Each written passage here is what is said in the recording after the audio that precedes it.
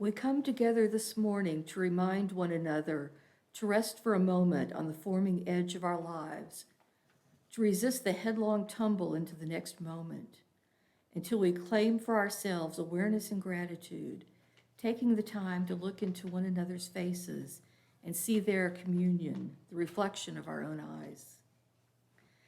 This house of laughter and silence, memory and hope, is hallowed by our presence together.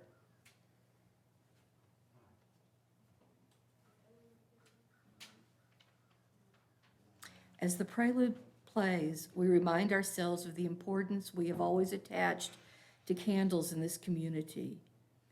If we are moved to do so, we may each take this opportunity to light a candle to honor that which holds a special importance for us this morning.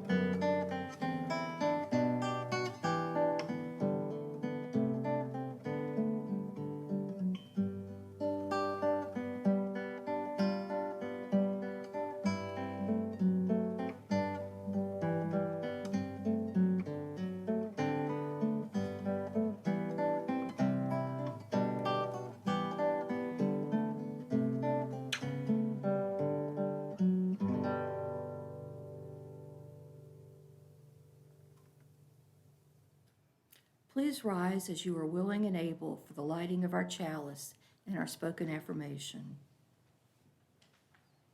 At times, our own light goes out and is rekindled by a spark from another person. Each of us has cause to think with deep gratitude of those who have lit the flame within us.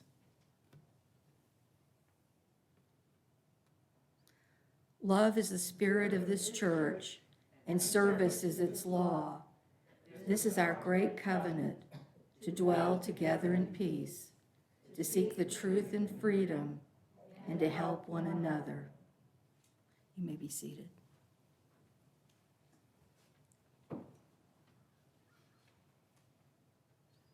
In his first presidential inaugural address on March 4, 1933, Franklin Roosevelt spoke these words during the grimmest economic period of American history. A host of unemployed citizens face the grim problem of existence, and an equally great number toil with little return.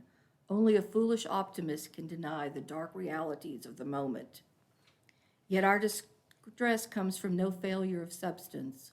We are stricken by no plague of locust.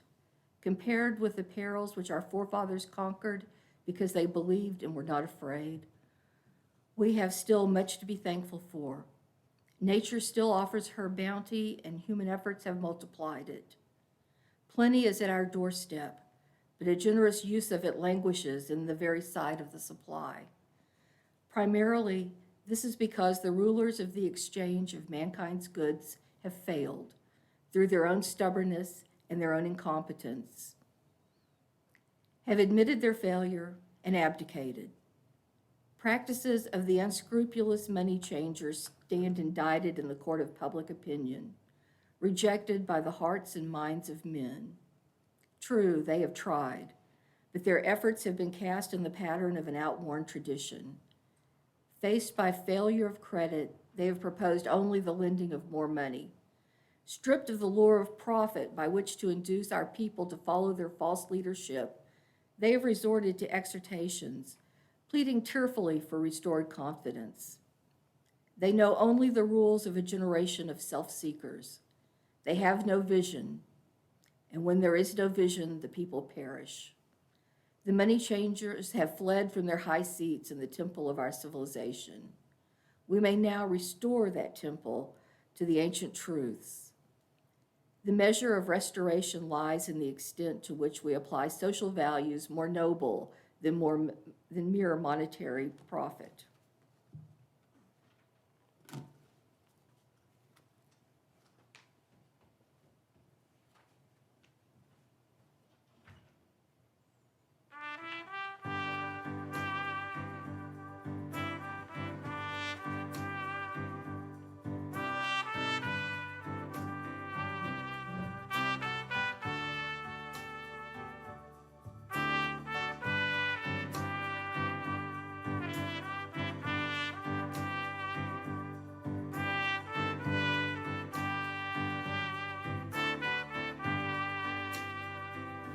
Love will guide us, peace has tried us, hope inside us, will lead the way on the road from greed to giving. Love will guide us through the hard night. If you cannot sing like angels, if you cannot speak before thousands, you can give from deep within you. You can change the world with your love. Love will guide us, peace has tried us, hope inside us, will lead the way on the road from greed to giving. Love will guide us through the hard night.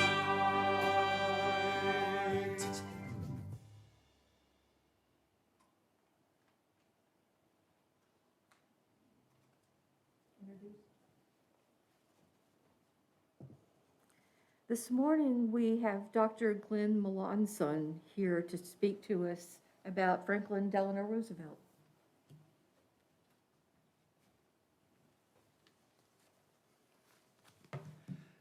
Okay, thank you for inviting me here this morning. I appreciate it. Good to have a song to bring me in. Usually in my classes, it's complete silence. So with that type of festivity, it does feel incredibly welcoming. So thank you.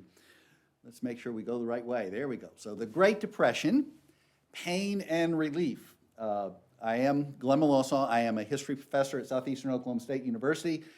Have been there now for 26 years, and it has been fun learning what people don't know, right? So there are things that we learn along the way to get a PhD, and we learn lots about history, and we read lots of books, and then we try to teach it, and we figure out that we're not very good at communicating. So I'm going to try to present some ideas that I've developed along the way. If you have any questions, we'll try to have some space at the end for you to ask them, so feel free to do.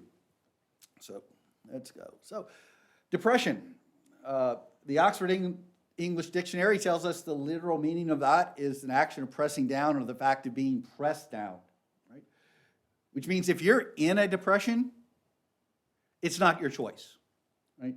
There's nothing an individual does to encourage depression, right? It doesn't matter whether it's an economic depression, doesn't matter emotional depression, doesn't matter what type. If you're driving along the road and you hit a pothole, right? There's not much you can do to avoid that pothole, and you're in a depression.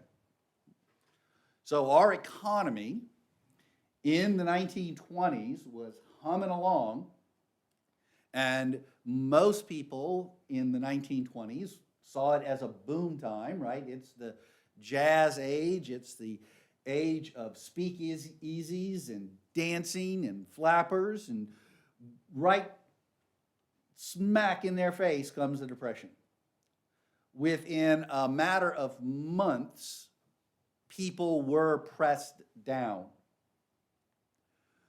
So what does that mean? Well, first and foremost, it means unemployment.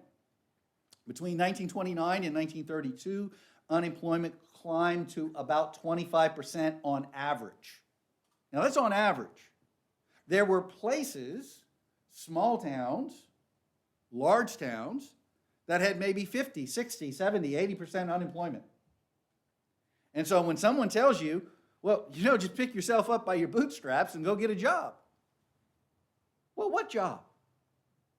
There was nothing an individual could do to change the reality that, as was said in the opening, the money changers had crashed the car. What else does it mean? Well, deflation. Each of the various businesses were making wise decisions to lower their prices.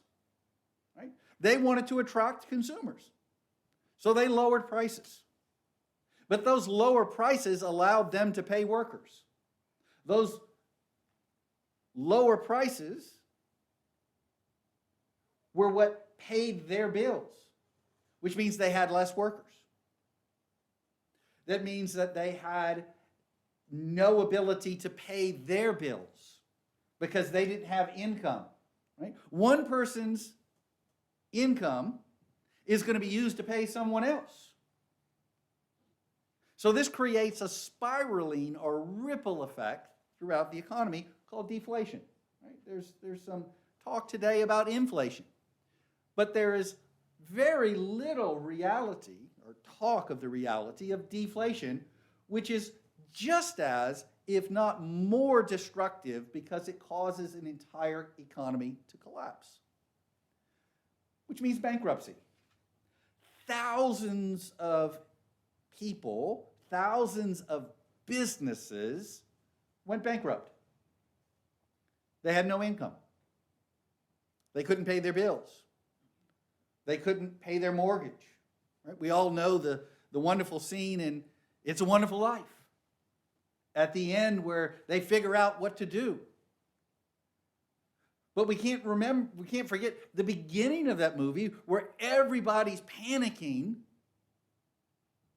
because they don't have money. They hear about the banks going under, and so people start fearing. They fear for the future. They fear where are they going to get their food, where are they going to get their clothing, where are they going to get their shelter. Is my baby going to cry itself to sleep tonight? Are we going to have enough heat? This really was a horrible time across America. There was an incredible amount of pain. And it's that concept of pain that I'd like to talk about, because in a depression, whether it is an economic depression or it's in your personal life, depression causes pain. And there is a general idea of how people want to respond to this.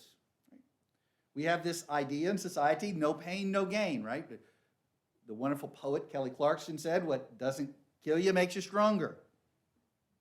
Well, there are people that die from pain.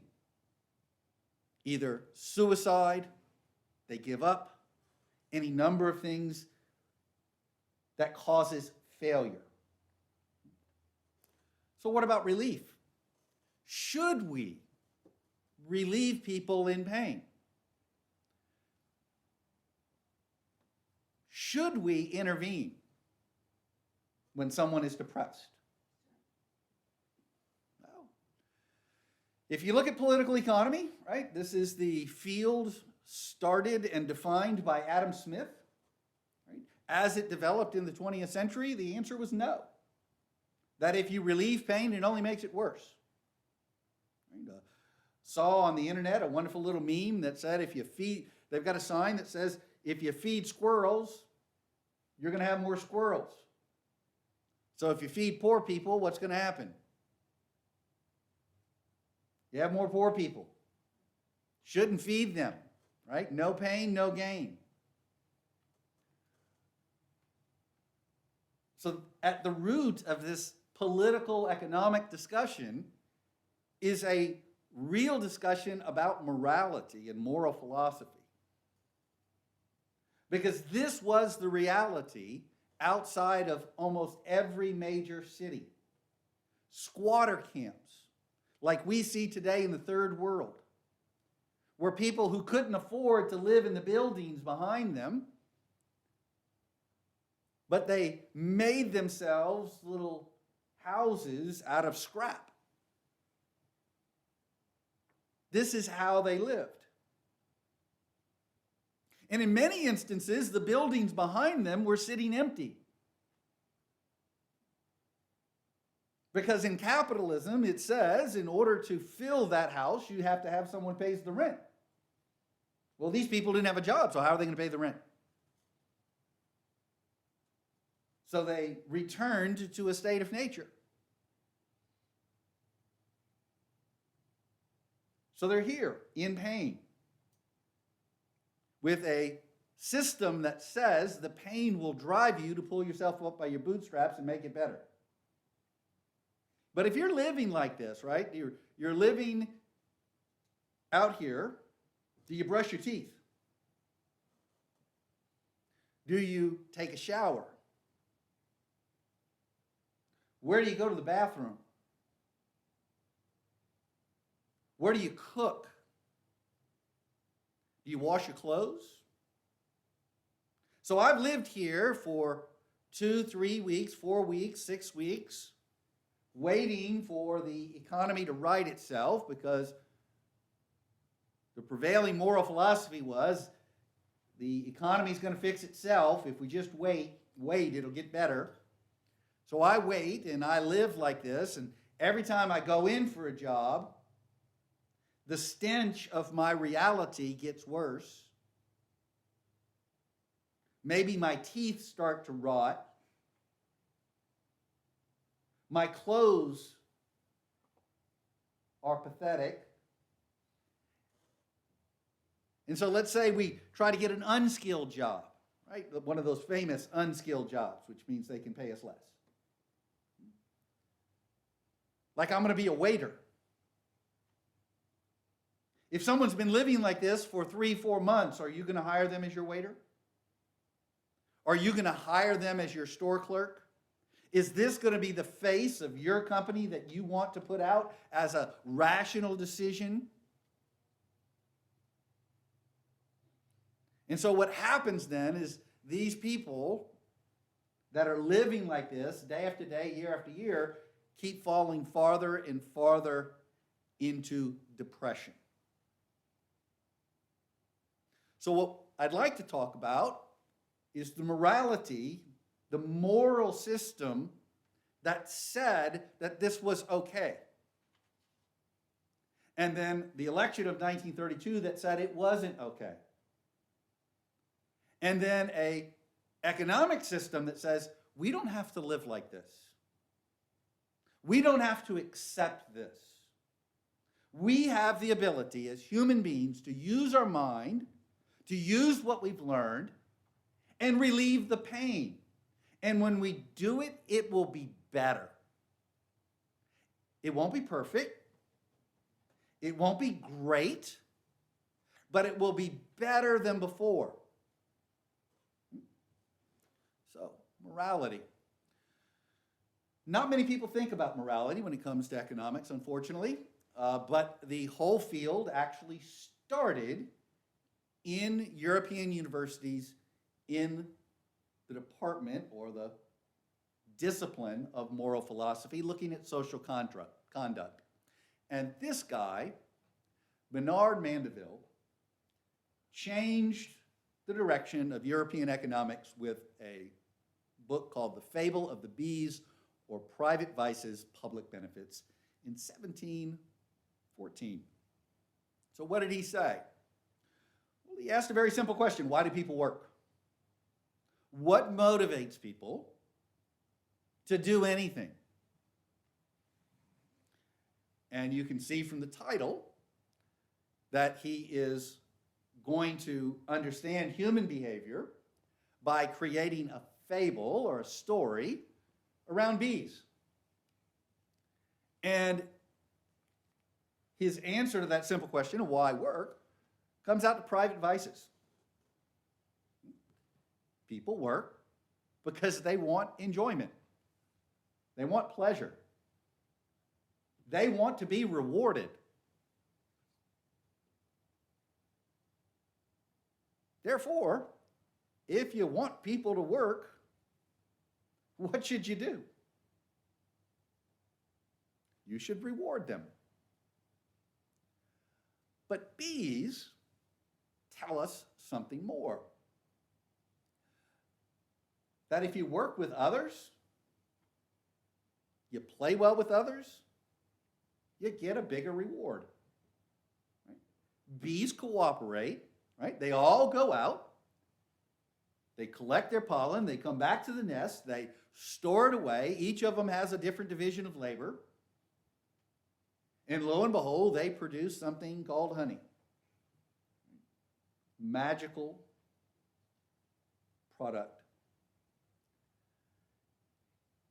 In other words, if people work together, if people are rewarded for being a worker bee, just as being a store bee, or maybe the queen bee, right, it will not only produce personal happiness, it will also produce social happiness. Now, this was not necessarily the mindset in the 18th century when there was an incredible amount of poverty. Right? They took a phrase from the Gospels and turned it on its head, where Jesus was asked, why are you allowing this woman to perfume you? And Jesus said, well, the poor will always be with you. Well, there you go. It means you don't have to take care of the poor, right?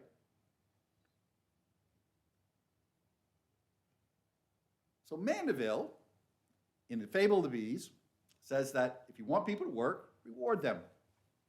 Adam Smith, a professor of moral philosophy at the University of Glasgow, wrote a whole book about moral philosophy, the theory of moral sentiments. This is before he actually got into his work on the wealth of nations. And it is the precursor or the foundation of what happens in the wealth of nations. Well, what did he say? Well, that human beings make decisions based on sensation. Right? Human beings interact with the world based upon sensual contact.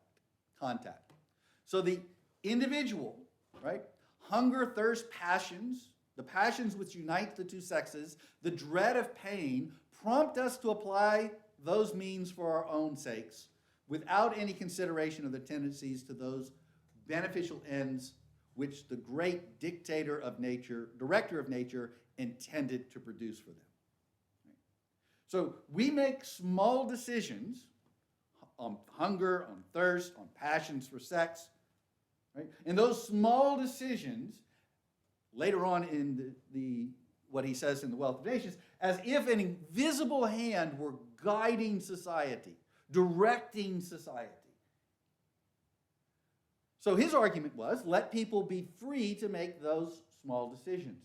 Right? It's an argument form of liberty, in the favor of liberty. Because this is how people make decisions. Let them feel their own pain, let them feel their own pleasure, and when they do, they're going to adjust their own moral conduct based upon the stimuli of pleasure and pain.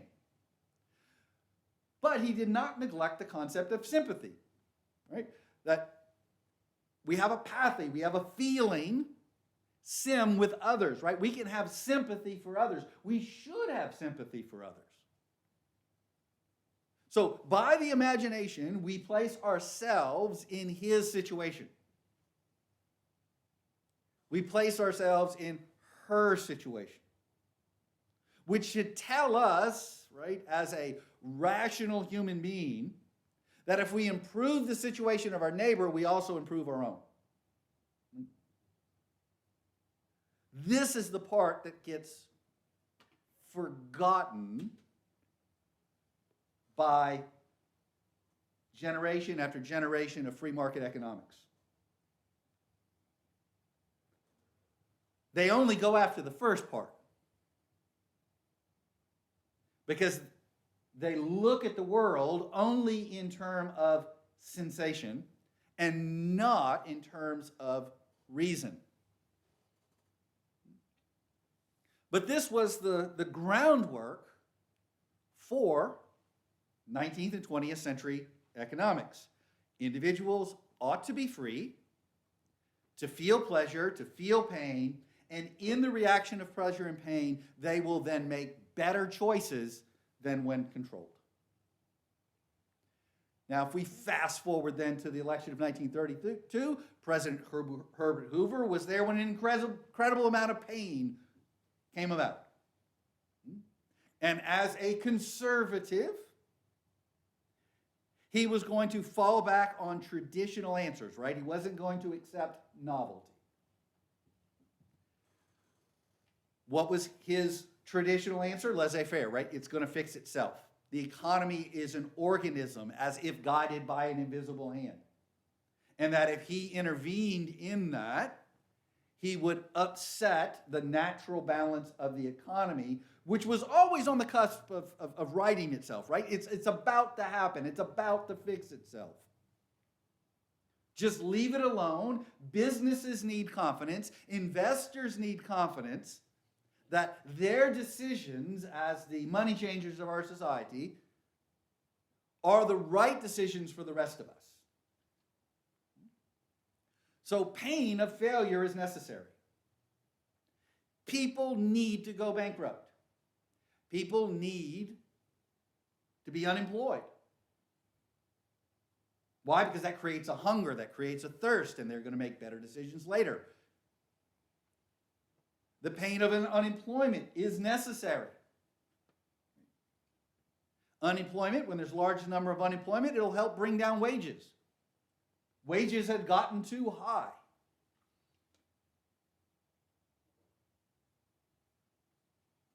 And if people are hungry or thirsty, they'll work for less. And that will rebalance the economy. Things had gotten out of whack. Hoover later criticized his own Treasury Secretary, Andrew Mellon, who said, liquidate labor, right? Let people go unemployed. Liquidate stocks. Let the stock market collapse. Liquidate farmers. Let farmers go out of business, right? It will purge the rottenness from the system. These people had made bad choices. People that were working for too high a wage made bad choices. People that had made bad stock investments had made bad choices. People that were still farmers had made bad choices. All of these people had made bad choices, and right here at this particular moment in history, 1929, 1930, 1932, The great director of our world is letting everyone fix or right those wrongs. And if Hoover or Mellon intervened to relieve the pain, they would make it worse. They said this in 1929, they said this in 1930, they said in 1931, and along comes an election of 1932. And Hoover then was challenged with this idea of a moral hazard. If you don't have this moral hazard, people make bad choices. And people said, no, I didn't make a bad choice. I wanted a job. I inherited my farm. I didn't do anything but borrow money from the bank, and now I'm losing my home.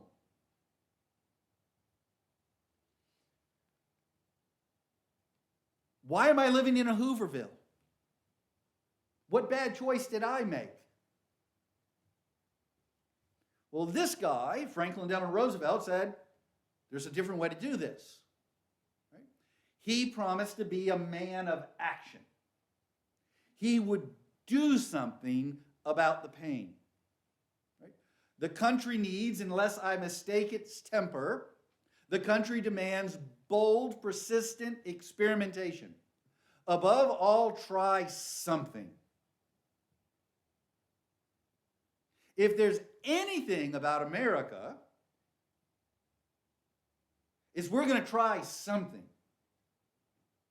Not all of it's good. Not all of it's bad. I mean, you've seen people around you, let's say, hold my beer. Huh? We've seen them, America's funniest home videos where people do lots of stupid stuff. But what Roosevelt is talking about here is experimentation economically. Experiment means you're going to try something new and see if it works. If it works, you keep doing it. If it doesn't work, you stop. If you do something and it relieves the pain, do some more of that. If you do something and it accelerates the pain, stop doing that. They just had 3 years of conservative economics, 3 years of laissez-faire, where the economy was going to right itself, and it was not. Did he offer many specifics in the election? No, he did not. He did not lay out any great plans. He did not lay out any great strategy. All he said is, we're going to try to do better. Later on, he explained what direction he was going to when he talked to the Catholic bishops of America in October of 1933. He said, in the midst of problems of material things, in a machine age, of finance, of international suspicion, of renewed armaments, every one of us must gain satisfaction and strength in the knowledge that social justice is becoming an ever-growing factor and influence in almost every part of the world today. With every passing year, I become more confident that humanity is moving forward to the practical application of the teachings of Christianity as they affect the individual lives of men and women everywhere. Social justice. What does this mean by practical application of Christianity? It's not about the question of, is Jesus the Word of God, begotten, not made, one being with the Father, born of the Virgin Mary? Those are not practical questions. When Jesus saw someone hungry, what did he say? Feed them. If someone was naked, he said, clothe them. If someone is being oppressed in prison, visit them. These are practical steps. These are not questions of belief. These are questions of action that relieve pain. If you see someone hurting, make it stop.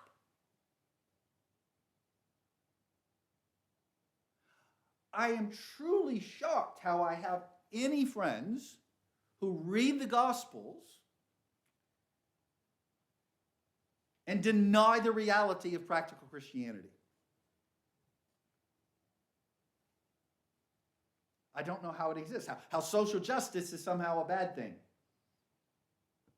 That when we see a man murdered by a police officer, that we as a society were not supposed to say that that was murder.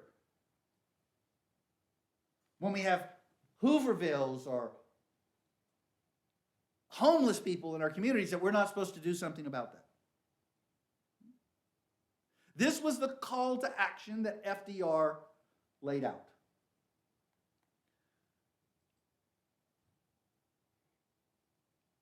We now know that he was in correspondence with John Maynard Keynes, an economist, the London School of Economics in London, right? And Roosevelt wanted to know what to do. Keynes had been studying this problem for several years, and so he had some ideas about what needed to be done. Roosevelt, number one, was not afraid to read. Isn't that refreshing? Number two, he wasn't afraid to talk to a foreigner. And number three, he wasn't afraid to talk to someone smarter than himself. And he was willing to listen to that and weigh those things. And so John Maynard Keynes provided a very simple answer, that the government can play a positive role in the economy. For 200 years, economists had said that was wrong. That no matter what the government does, it's going to mess it up. Now, Keynes was not afraid to say, yes, the government can do some things that will mess things up. There are bad economic policies. There's bad political economy. But just because there's bad political economy doesn't mean there's not good political economy. Particularly in times of a depression. And so he looked at this from a physics point of view instead of a pure moral point of view. And what he said, physically what is wrong with the economy is there's a lack of liquid capital. People don't have money.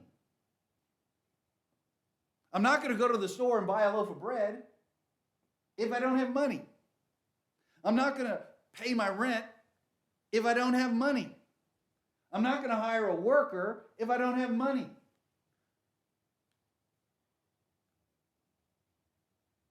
So if there's a lack of liquid capital, if that's the number one problem, people don't have, consumers don't have money, what can the government do? Make sure that people have money. Because the supply of a product does not matter if there are no consumers. You can build as many houses as you want, but if people can't buy or rent those houses, then they're just going to sit idle. You can produce as many cars as you want. It's just going to sit idle.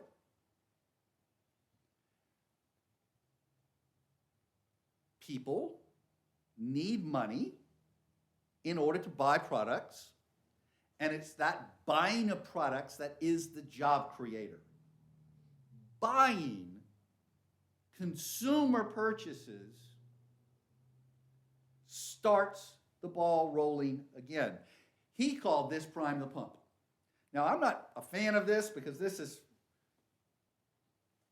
a little bit 1930s dated, right? It's this idea like Granny and the Beverly Hillbillies. If you have a pump where you're pumping with your hand, it creates a suction. In order to get that pump to work, you have to put water in, right? You have to prime it. You put water in to get water out. Right? Or, my preferred analogy is if you have a manual car and the battery dies. That if you push that car and you pop the clutch, you can get the motor to turn over. And once you get it going, the car can continue to run. But until you do that, it's going to sit there, right? You can put gas in it. You can do whatever you want. You can say, go, go, go. You can encourage it. Come on, car. You're the best car I ever had. But until there's some physical force pushing on it, it's just going to sit there. In a depression, the economy will do the same thing. Right? So this is not really a moral question of should I feed poor people? Should I give money to poor people? Should I do this or do that? This is simply a physics problem. If you want something to move, you've got to apply force. And the government had the capacity to apply force in the 1930s, right? Government spending could create consumers, and that will create a supply. Producers, businesses, industrialists, they'll go make shoes. They'll go make hamburgers. They'll do whatever they can because that's how they're trained, right? Pavlov's dog. They're trained to seek out consumers. The government needs to put money in the hands of consumers. How can it do that? Well, it can build a dam, Tennessee Valley Authority. It can hire men to replant a forest, like they did out in Broken Bow. It can hire people to build walking trails, like they did at Loylay Park. They can build a stadium, like they did in Sherman and Denison. And that jobs project not only put people to work who were building the stadium, but then they had to get the concrete to make that happen. So that created jobs in the concrete industry. And then to do that, they have to have rebar. So that created jobs in the iron industry. And those people, once they had jobs, they went out and they spent their money to buy food, clothing, and shelter. Poor people don't get these jobs and all of a sudden become incredibly wealthy. When they get money, they spend it right away, right? They're going to buy food, they're going to buy clothing, and buy shelter. In other words, they're going to figure out how they need to relieve their pain. Are there some people who do bad things with this relief money? Yes, there are. How many? Oh, there's lots of people. Well, how many? 5%, 20%, 30%, 40%, 60%, 80%? By all measures, it may be like 3 or 4, maybe 2% of people make bad decisions. So I asked my class, if you've got a 98% on my test, are you going to say you're a failure, or are you going to try to keep doing that?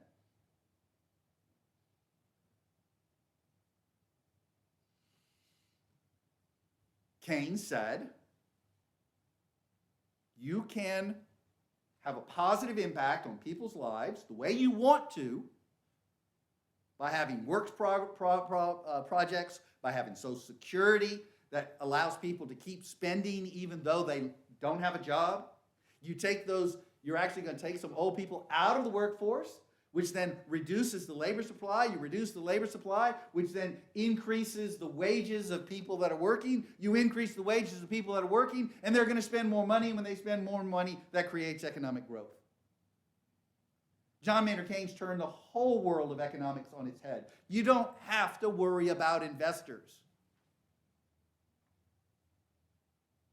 No one in the history of the world has ever had a problem creating rich people.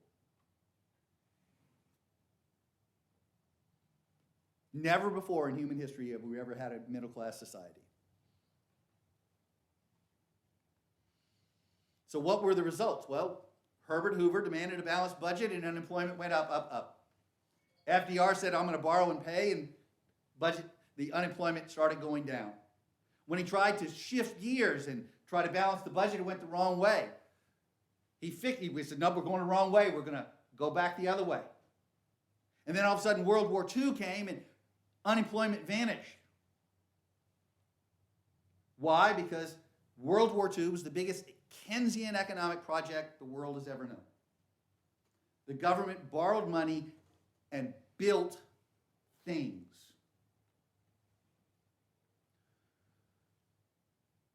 So what is a depression?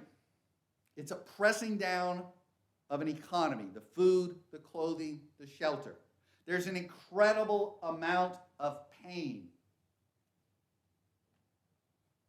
That pain, though, can be relieved.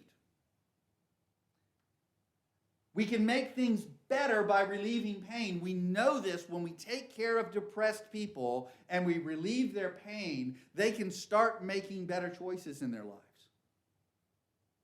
It works for an individual, it works for a society. But we've got an incredible amount of greedy people who refuse to recognize these facts. So I hope I've given you a couple things to think about how we can be better morally, not only as individuals, but as a society. That we can take practical steps, not only with our individual charity, but that when we do things as a community, we can make things better for more people. Because in the words of Jim Hightower, when we all do better, we all do better. Thank you.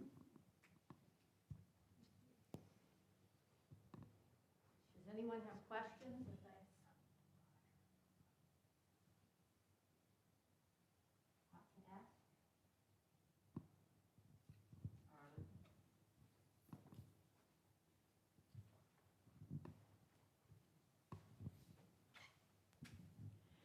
It seems to me, Glenn, that there has been a much greater acceptance on the part of the public of this idea that we need to work together.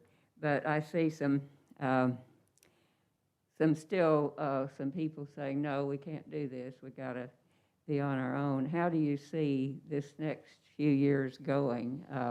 Obviously, it's going to depend a lot on the virus and how that sorts itself out. But you know, things are looking pretty good economically right now, actually. Do you have any predictions as to how this might go in terms of all working together and taking care of each other? So let me first say that as a historian, I am much better at predicting the past. So,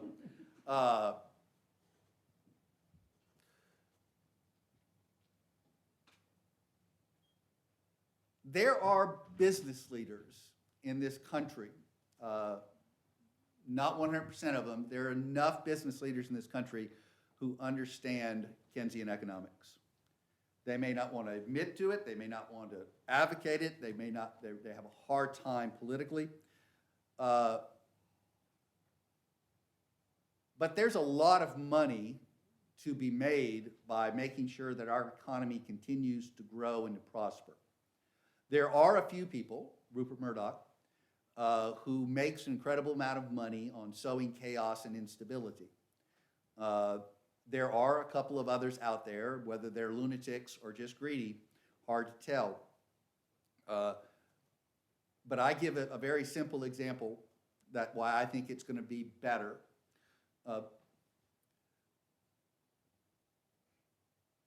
Private pensions and public pensions depend upon the economy stabilizing. Teachers' retirement funds depend upon the economy stabilizing. Social Security depends upon the economy stabilizing. And so there is a tremendous amount of private interest, private vice, in the words of Mandeville, right, where I want my way to continue. Right? This is the biggest problem we have. I want it to continue for me. I don't want it to continue for you. But the fact is, it's not going to continue for you if it doesn't continue for me. We're all bees. And if I destroy your life, I destroy my own, right? This is and I cannot imagine that we ever just abandon that altogether, that I'm running by myself. So I have hope.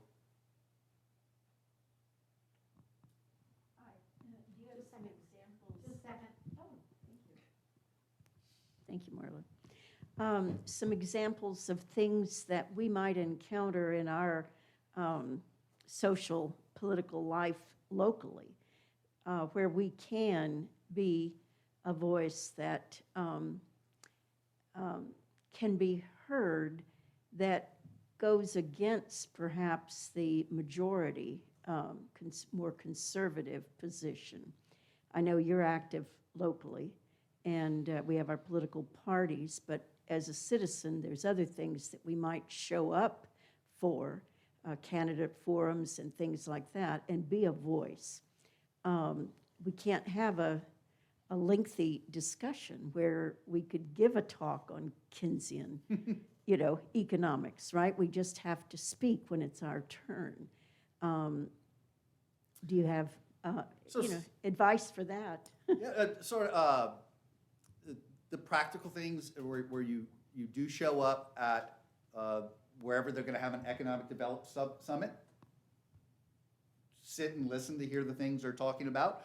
I know there's an active downtown group here in Denison, things that they want and they need. And what's good, as I said, what's good for your average person is good for everybody. So for example, in downtown Denison, I've been to a couple of these things and it's hard to get them to think differently, but Denison has a downtown Kroger's. You say, what does that mean? Well, in a lot of places where you don't have economic development, you have what they call like a food desert. Denison doesn't have a food desert in its downtown. It does Right? now. The Kroger's closed. No, Albertsons. Oh, Albertsons, Yep. yeah, okay. We'll go with one after the Albertsons is still there, right? But the reasons the Kroger's closed is because the people left. Well, if you want to revitalize downtown, focus on, help people move back into downtown Denison. Not just individual housing, but have some places where you have affordable apartments, where people can live and work downtown. They don't have to use a car. They can walk to Albertsons. They can walk to the downtown stop. We don't have to worry about, the dangers of drunk driving when you go to one of the places and you have a beer and you walk back home. So there are some very practical things that could be done that both helps people make money, because once again, that's what they're interested in, that's fine, but also then builds a community from the foundation up, right? They keep wanting to throw money at rich people and make it happen. So things like housing projects, affordable housing projects, multifamily housing projects, when they have zoning issues, all of those things impact the ability of your average person to live well in Sherman and Denison. So those are the things that I would get into those things and look for opportunities there. Okay. Thank you very much. Well, thank you for having me. It's been a pleasure being here this morning. Okay.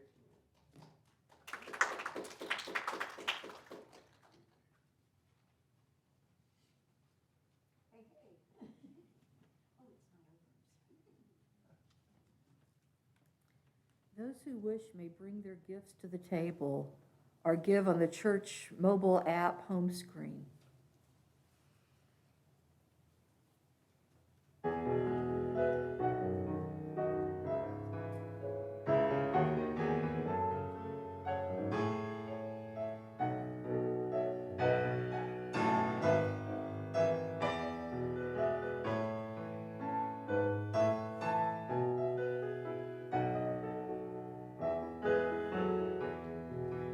One more step.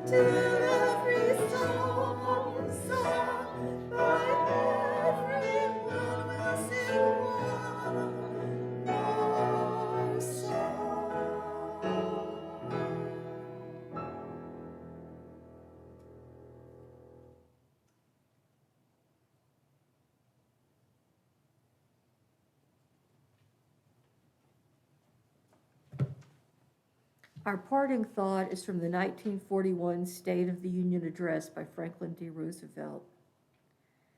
There is nothing mysterious about the foundations of a healthy and strong democracy. The basic things expected by our people of their political and economic systems are simple. They are equality of opportunity for youth and for others, jobs for those who can work, security for those who need it, the ending of special privilege for the few, the preservation of civil liberties for all, the enjoyment of the fruits of scientific progress in a wider and constantly rising standard of living.